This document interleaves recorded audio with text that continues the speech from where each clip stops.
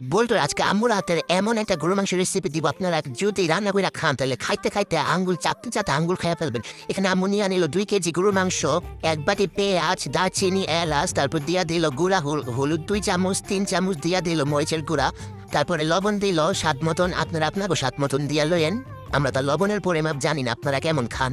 এরপর দিয়া দিল মাংসের মশলা 3 টেবিল চামচ।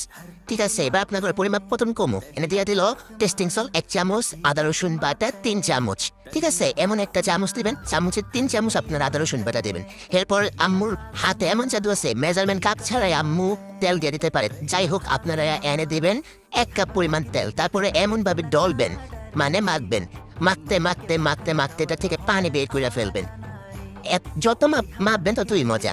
এরপরে প্রেশার কুকার লয়ে নেবেন, প্রেশার কুকারে এই মাংসটি ডাইলা নেবেন, ডালা শেষ হলে এর ভিতরে পানি এর ভিতরে দিবেন, তারপরে দিয়া দিবেন এক বাটি সমান পানি। এরপরে আপনারা এটা একটু লাড়াচাড়া দিবেন, লাড়াচাড়া দেওয়ার পরে এটা লইয়া সরাসরি চুলার ভিতরে বসায় দিবেন। চুলার ভিতরে বসার পর চুলাটা ছাইড়া দিবেন, এরপর এটার উপরে প্রেশার কুকারে ঢাকনাটা দিয়া দিবেন। একটু পরে আইসা দেখবেন কষানো হচ্ছে, কষানো হওয়ার পর আইসা একটু লাড়া দিবেন, লাড়া দিতেই থাকবেন। দেখছেন কত সুন্দর কালার হয়েছে।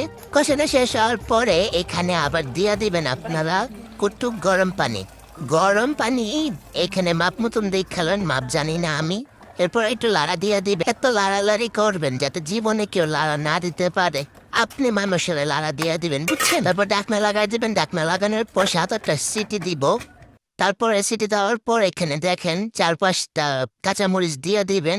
আবার একটু পরে আয়া দেখবেন এরকম কালার হয়ে গেছে, তাতেই বুঝবেন যে হইয়া গেছে গরুর মাংসটা। দেখেন এটা যদি আপনার পরিবারের কাউরে খাওয়ান, সবাই আপনার প্রশংসা করতে করতে আপনার একদম কি যে করবো, সবাই খালি চাইবো আপনার হাতের গরুর মাংস খাইতে। ঠিক আছে,